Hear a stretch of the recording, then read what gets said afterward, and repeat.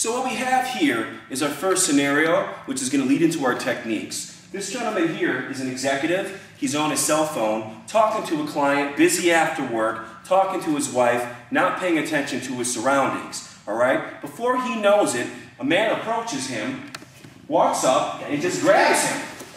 What you're seeing here is the executive caught off guard and underprepared. This time, our executive is ready.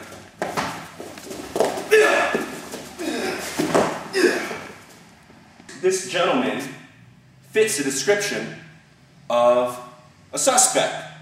The officer goes to approach him to question him when the suspect rushes him and reaches for his weapon.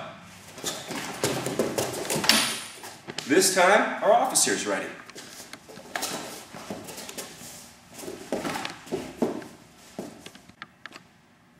Scenario 3. We have a grocery store manager and an upset customer or a shoplifter. This time, my grocery store manager is not getting punched.